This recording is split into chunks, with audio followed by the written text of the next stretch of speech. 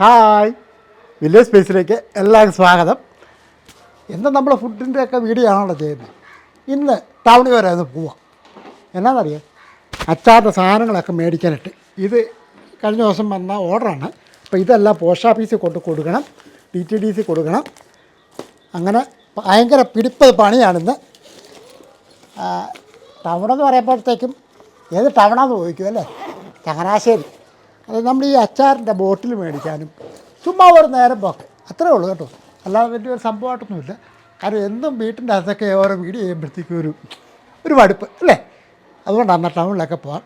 അച്ചാറിൻ്റെ ബോട്ടിൽ മേടിക്കണം, പിന്നെ കുറേ ഐറ്റങ്ങളൊക്കെ ഉണ്ട്, അതൊക്കെ മേടിക്കണം. ഇത് പോസ്റ്റ് ഓഫീസിൽ കൊണ്ട് കൊടുക്കണം, ഇത് DTDC കൊണ്ട് കൊടുക്കണം. പല പണിയാണ്. വരുന്നോ ചങ്ങനാശ്ശേരിക്ക്? വരുന്നേക്ക് വാ, ചുമ്മാ ഒന്ന് കറങ്ങിയിട്ട് വരാം വാ. അപ്പം ഞാനും എൻ്റെ മകനും കൂടെ ആണ് ജംഗ്ഷനിലോട്ട് പോകുന്നത്. അതായത് പലർക്കും, നമ്മുടെ സുഹൃത്തുക്കളായ പലർക്കും ഒരു സംശയമുണ്ട്. എന്നാണെന്നറിയോ, ഞാൻ ഏത് ജില്ലയാണ് അല്ലെങ്കിൽ എവിടെയാണ് താമസിക്കുന്നതെന്നൊക്കെ. ഞാൻ താമസിക്കുന്നത് കോട്ടയം ജില്ലയിൽ ചങ്ങനാശ്ശേരി പായിപ്പാട് എന്ന് പറയുന്ന സ്ഥലത്താണ്.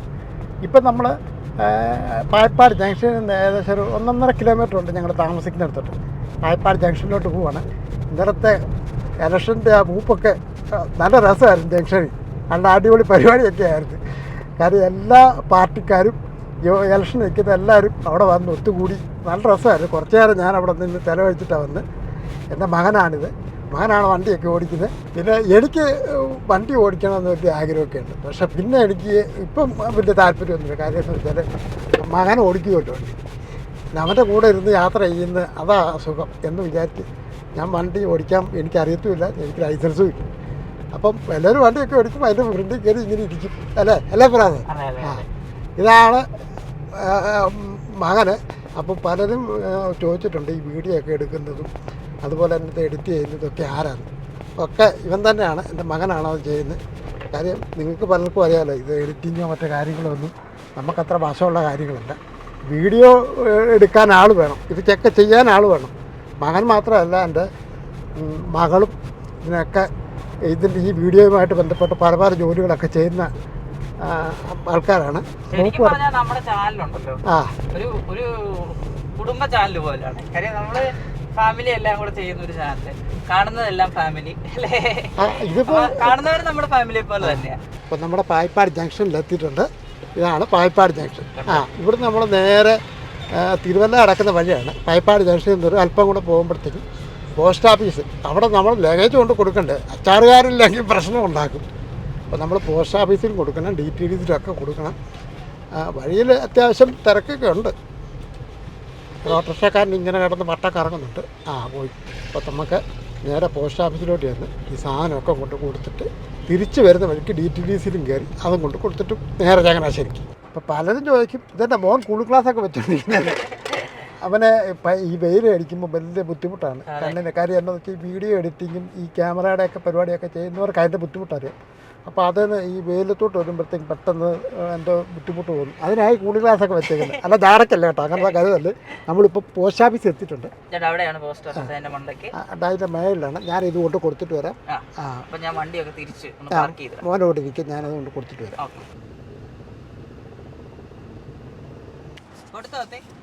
അത് കൊടുത്തു.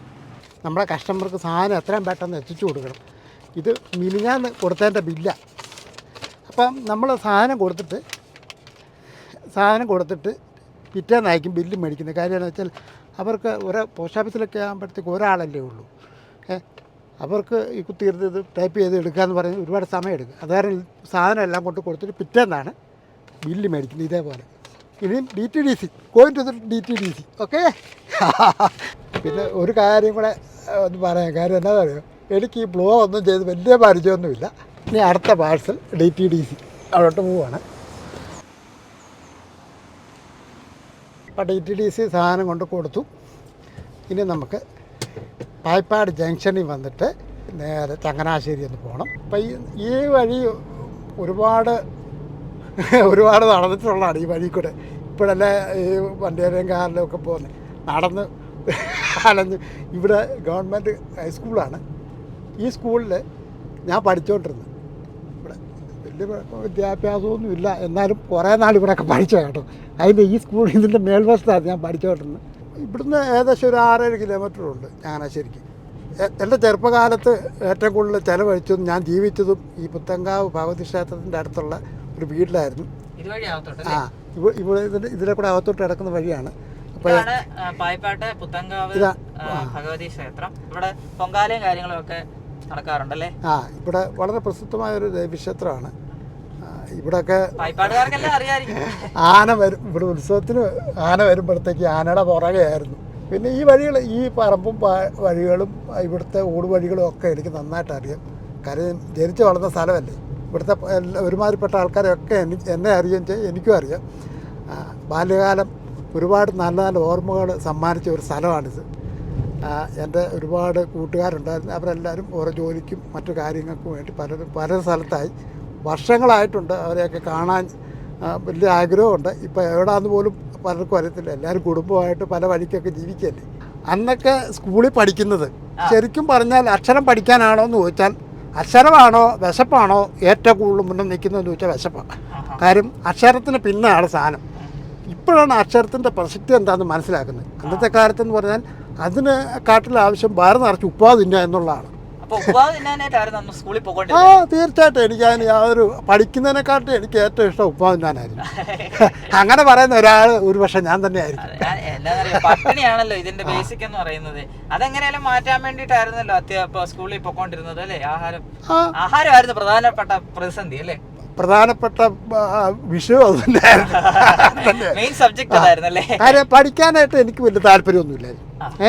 അത് ഞാൻ ഇപ്പം പറഞ്ഞ കാര്യം സത്യമാണ്. എനിക്ക് പഠിക്കാൻ വലിയ താല്പര്യത്തില്ല. കാര്യം ഒരു ബെഞ്ചിൽ 3/4 മണിക്കൂറാണ് ഒരു പീരീഡ്. ഒരു ബെഞ്ചിൽ കുറ്റി അടിച്ച പോലെ ഇരിക്കണം.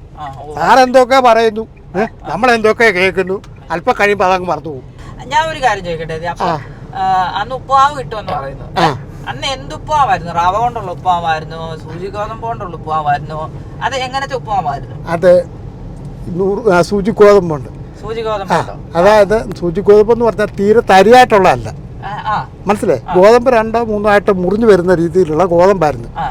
പക്ഷേ ആ ഉപ്പാണല്ലോ നമ്മൾ യൂട്യൂബിൻ്റെ അകത്ത് 1-2 പ്രാവശ്യം കാണിച്ചു.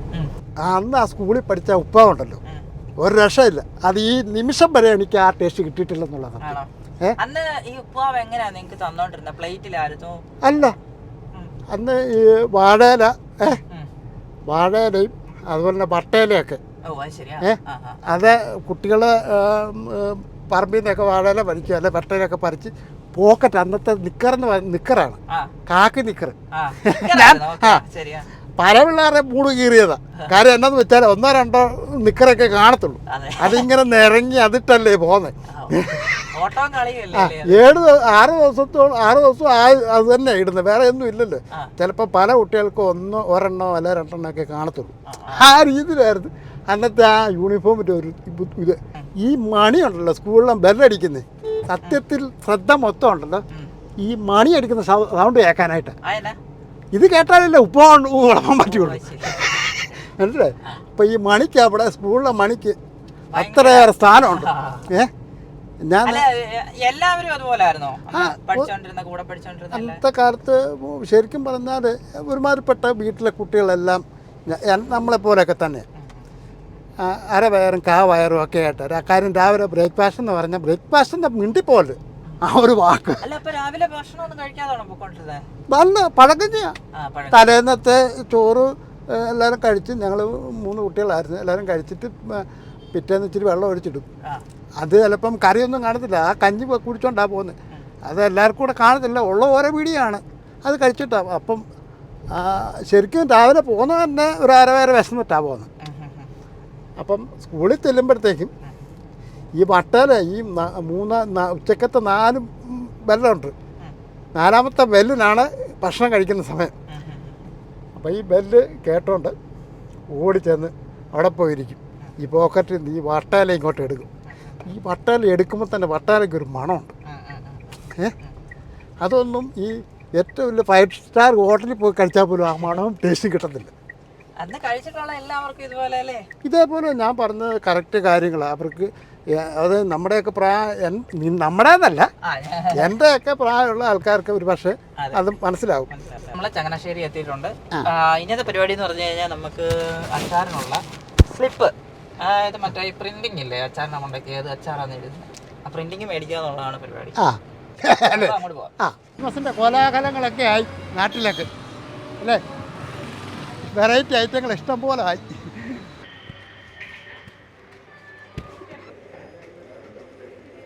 കുറച്ച് ലൂബിക്ക അച്ചാറുണ്ടായിരുന്നു, അപ്പോൾ അതിൻ്റെ സ്ലിപ്പില്ലായിരുന്നു, എല്ലാം അടിച്ച് അപ്പം നമുക്കിത് കട്ട് ചെയ്ത് വേണം മേടിച്ചുകൊണ്ട് പോകാനായിട്ട്. അപ്പോൾ സ്ലിപ്പൊക്കെ മേടിച്ചു. ഇത് നമുക്ക് ബോട്ടിൽ, വീടിൻ്റെ കടയിൽ നിന്നാണ് നമ്മൾ ബോട്ടിൽ എടുക്കുന്നത്. അപ്പോൾ അങ്ങോട്ട് പോവാം, ബോട്ടിലെടുക്കാം. നമ്മുടെ ബോട്ടിലൊക്കെ എടുത്തോ, കണ്ടിട്ടേ പറഞ്ഞില്ലേ. അപ്പോൾ ബോട്ടിൽ വന്നുകൊണ്ടിരിക്കുകയാണ്, കാര്യം കടലില്ല, അപ്പുറത്ത് എങ്ങോട്ട് അവരുടെ ഗോഡൗണിലാണ് അത് വന്നുകൊണ്ടിരിക്കുകയാണ്.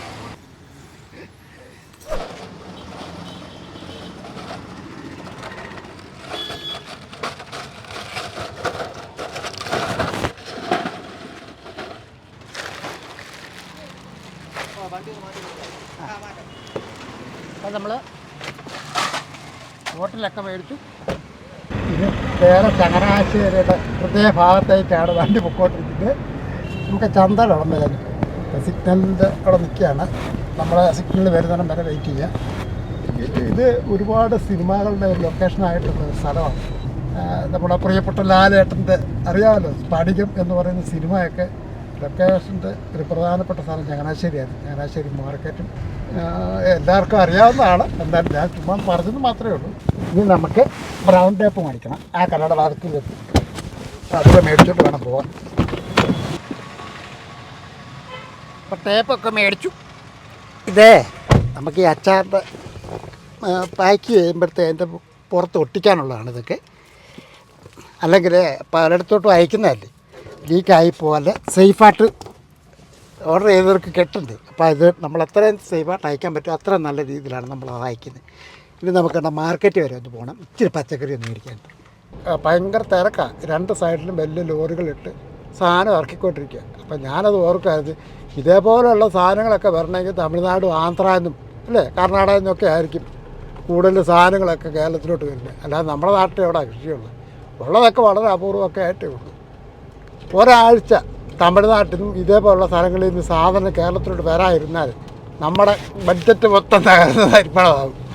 വളരെ പ്രസിദ്ധമായ ഒരു സ്ഥലമാണ് ചങ്ങനാശ്ശേരി ബോട്ട് കെട്ടി. ഏതായാലും പായലൊക്കെ കിടക്കായിരുന്നു, ഇപ്പോൾ എല്ലാം തെളിഞ്ഞു, എല്ലാം വൃത്തിയാക്കിയിട്ടുണ്ട്. നമുക്കതുകൊണ്ട് ഈ ഒരു കടകളിൽ നമ്മൾ പച്ചക്കറിയൊക്കെ എടുക്കുന്നത് ഇവിടുന്ന് ഇച്ചിരി സാധനം മേടിക്കാനായിട്ട് വന്നതാണ്. അപ്പോൾ നമ്മൾ കുറച്ച് പച്ചക്കറി മേടിച്ചിട്ടുണ്ട്. ഒരു അച്ചാർ റെഡിയാക്കണമെങ്കിൽ എന്തെല്ലാം സാധനം അടുപ്പിച്ചാലാണ് അത് നമുക്ക് റെഡിയാക്കി എടുക്കാൻ പറ്റുക. ഇതേപോലുള്ള സാധനങ്ങൾ മേടിക്കണം, ഇനി പച്ചക്കറി മേടിക്കണം, അങ്ങനെ ഒരുപാടുണ്ട്. അതെല്ലാം റെഡിയാക്കിയിട്ട് വേണം അതൊന്നേന്ന് തുടങ്ങാനായിട്ട്. അങ്ങനെയാണ് അത് റെഡിയാക്കി നിങ്ങളുടെ കൈകളിലേക്ക് എത്തുന്നത്. ഇത് മാത്രമല്ല പല സാധനങ്ങളും അങ്ങനെ തന്നെയാണ്. ഏതായാലും നമ്മൾ കുറേ നേരം യാത്ര ചെയ്ത് ഇനി ഇപ്പം ഒരു നാരങ്ങ വെള്ളം അങ്ങോട്ട് തുടങ്ങി അല്ല, ഓരോ നാരങ്ങ വെള്ളം കുടിക്കാം. അപ്പാ നാരങ്ങ വെള്ളം കുടിച്ചിട്ട് ഇനി ഞാൻ ഒത്തിരി വെയിലുണ്ടായി.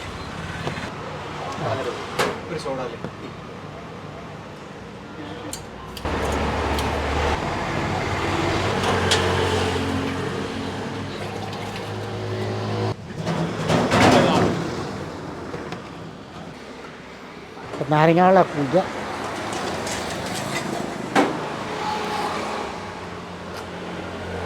എനിക്ക് ഇഷ്ടമില്ലാത്ത ഇതാണ് നമ്മുടെ സ്റ്റൈല്. കൊള്ളാം, അടിപൊളി. ഉപ്പും മധുരവും ഒക്കെ ഇടിച്ച് സോഡയൊക്കെ കഴിച്ചു ഇച്ചിരി നാരങ്ങാളം കുടിച്ചപ്പോൾ ഒരു ഉന്മേഷമായി. നല്ല നല്ല ചൂടായിരുന്നു. മിക്കവാറും ഞാനിങ്ങനെ കണ്ണാടി വെച്ചോണ്ടിരിക്കുന്ന കണ്ടിട്ട് കണ്ണ് കാണാൻ വയ്യാത്ത അല്ല, ഇത് ഇപ്പൊ കണ്ണിന്റെ ഒരു പ്രൊട്ടക്ഷൻ. ഭയങ്കര ചൂട്, ഭയങ്കര വെയിലെന്ന് പറഞ്ഞാൽ ഭയങ്കര വെയിൽ, ഒരു രക്ഷയില്ല. ഞാൻ ഇപ്പൊ ആലോചിക്കുകയാണെ നമ്മുടെ ഇപ്പൊ ചന്തയിലൊക്കെ പോയപ്പോഴത്തേക്കിനും ഉണ്ട് അവിടെ ചുമടെടുക്കുന്നവരല്ലേ, അവരൊക്കെ പൊരി വെയിലത്ത് ചെയ്യുന്നല്ലേ ജോലി തന്നെ അത് ചെയ്യാനാ ഇപ്പം. പക്ഷെ അവർക്കൊന്നും ഉണ്ടല്ലോ, വെയിലും മഴയൊന്നും ഒരു പ്രശ്നമല്ല. കാര്യം അത് അവരുടെ ദൈവത്തിൻ്റെ ഭാഗമാണ്. അവർക്കൊന്നും ഒരു ബുദ്ധിമുട്ടുമില്ല. ഞാൻ ഇപ്പോഴല്ലേ ഈ യൂട്യൂബിൽ വന്നേ പിന്നെ നമുക്ക് ഒരല്പം ഒരാശ്വാസമൊക്കെ കിട്ടിയ ജീവിതത്തിൽ. അല്ലെങ്കിൽ പിന്നെ ഈ തീക്കകത്തും പോയിക്കകത്തും വെയിലത്തും മഴയത്തും അതൊന്നും ഒരു പ്രശ്നമല്ല. കാര്യം എന്താണെന്നറിയോ, നമ്മുടെ മുന്നിൽ ജീവിതമാണ്, മനസ്സിലായി. അപ്പം നല്ലപോലെ കഷ്ടപ്പെട്ടാൽ മാത്രമേ നമുക്ക് ജീവിക്കാൻ പറ്റുള്ളൂ. അത് പറഞ്ഞ സമയത്ത് സാധനം റെഡിയാക്കി നല്ല രുചികരമായിട്ട് അപ്പം നമ്മുടെ കസ്റ്റമർ വിളിച്ച ആൾക്കാർക്ക് അത് ഉണ്ടാക്കി കൊടുത്ത് അത് മോശമാണെങ്കിൽ അവർ വിടുമോ? ആ, ഏതായാലും അങ്ങനെ ഒരു ഭാഗ്യം നമുക്കുണ്ടായിട്ട്. കാര്യം എന്താ പറയുക, ഒരു സ്ഥലത്തുനിന്നും അങ്ങനെ ഒരു മോശം അഭിപ്രായം ഞങ്ങൾക്കും എൻ്റെ ടീമിലുള്ള ആർക്കും കിട്ടിയിട്ടില്ല. അവർ നല്ലതാണ് പറഞ്ഞേക്കുന്നത്. ഈ നിമിഷം വരെ അങ്ങനെ തന്നെ പറഞ്ഞേക്കുന്നത്. ഇപ്പോൾ നമ്മുടെ വീഡിയോ കാണുന്ന പലരും നമ്മുടെ ഫുഡ് ഉണ്ടാക്കുന്നുണ്ട്. അവരൊക്കെ ഉണ്ടല്ലോ ചെയ്ത് നോക്കിയിട്ട് നല്ലത് പറയുന്നുണ്ട്. അത് നമ്മളെ സംബന്ധിച്ച് പറഞ്ഞാൽ അത് തീർച്ചയായിട്ടും നമുക്ക് പുതിയ വീഡിയോ ഒക്കെ ചെയ്യാനൊരു ആവേശം കിട്ടും. അതുകൊണ്ടാണ് സത്യം ഈ യൂട്യൂബിൽ. പക്ഷേ വേറൊരു കാര്യമുണ്ട്, ഇപ്പൊ അത്തി ആയതുകൊണ്ട് ഞാൻ പറയല്ല, അത്തി ഉണ്ടാക്കുന്ന ഫുഡിനൊക്കെ ഒരു പ്രത്യേക രുചിയാണ്. അത് നമ്മൾ പലയിടത്തും പോയി കഴിക്കുന്നതൊക്കെ അല്ലേ, പക്ഷെ അത്തി ഉണ്ടാക്കുന്നതിന് ഒരു പ്രത്യേക രുചിയാണ്. ഇരുത്തിക്കൊണ്ട് പറയല്ല, നല്ല ടേസ്റ്റാണ് ഉണ്ടാക്കുന്നതിനൊക്കെ. അതിപ്പോ എന്റെ കൂട്ടുകാരൊക്കെ ആണെങ്കിലും എല്ലാവരും ഒന്നൊക്കെ കഴിക്കും അത്തി ഉണ്ടാക്കും. അവരും പറയും ഞങ്ങൾ എവിടെ പോയി കഴിച്ചാലും അത്തിയുടെ ഒരു ടേസ്റ്റ് നമുക്ക് കിട്ടത്തില്ല എന്നൊക്കെ. അതായത് കൈപ്പുണ്യം എന്ന് പറഞ്ഞൊരു സാധനം ഭയങ്കരമായിട്ട് അത്തിക്ക് ഉണ്ട്. അതെങ്ങനെ വന്നൊന്നും എനിക്കറിയില്ല. ചിലപ്പോൾ എക്സ്പീരിയൻസ് കൊണ്ടല്ലേ, ചില വർഷമായിട്ട് പാചകം ചെയ്യുന്നതല്ലേ, ആ എക്സ്പീരിയൻസ് കൊണ്ടായിരിക്കും ചിലപ്പോൾ. ഞാൻ ഇത് പല പ്രാവശ്യം പറഞ്ഞിട്ടുള്ള എന്നാണെന്നറിയോ, ശരിക്കും ഞാൻ ഈ തൊഴിൽ പഠിച്ചതെന്ന് പറഞ്ഞാൽ ഇത് ഈ തൊഴിൽ കൊണ്ട് നമ്മുടെ ജീവിതം മെച്ചപ്പെടണം, നമ്മുടെ ജീവിതത്തിന് ബുദ്ധിമുട്ട് മാറണം എന്ന് വിചാരിച്ച് ഈ തൊഴിലിന് ഇറങ്ങിയതാണ്. അല്ല ഇത് പഠിച്ച് നല്ലൊരു കുക്കാകും എന്ന് വിചാരിച്ച് ചെയ്തതല്ല. അതുമല്ല വലിയ ഇതായിട്ട് പ്രൊഫഷണലായിട്ട് പഠിച്ച ഒരാളുമല്ല. പിന്നെ ഇങ്ങനെ കുറേ കാര്യങ്ങളൊക്കെ ഇങ്ങനെ ഓർത്തപ്പോൾ അങ്ങ് പറഞ്ഞു പോയത്, അല്ലാതെ പ്ലാൻ ചെയ്ത് പറഞ്ഞതൊന്നുമല്ല. അപ്പം നമ്മൾ ഈ അച്ചാർ എങ്ങനെയൊക്കെയാണ് ചെയ്യുന്നത്, പല രീതിയിലുള്ള അച്ചാർ നമ്മൾ കാണിച്ചിട്ടുണ്ട്. പക്ഷേ അതിന് പിന്നിൽ ഇതേപോലുള്ള കാര്യങ്ങളും ഉണ്ട്. ഇതൊക്കെ അടുപ്പിച്ച് വെച്ചെങ്കിലേ നമുക്കത് ഓർഡർ അനുസരിച്ചൊക്കെ ചെയ്ത് ആൾക്കാരുടെ കയ്യിൽ സുരക്ഷിതമായിട്ട് എത്തിക്കാൻ പറ്റും. നമ്മൾ ചങ്ങനാശ്ശേരി മാർക്കറ്റിലൊക്കെ പോയി അത്യാവശ്യം കുറച്ച് സാധനമൊക്കെ എടുത്തു. അച്ചാറിനുള്ള ബോട്ടിലും അടപ്പും ഇതൊക്കെയാണ്. ഏതായാലും വന്നപ്പോഴത്തേക്ക് നല്ല ഐശ്വര്യമുള്ള കാഴ്ച. മുളകെല്ലാം കഴുകി വെയിലത്തൊക്കെ ഇട്ടുകൊണ്ടിരിക്കുന്നു.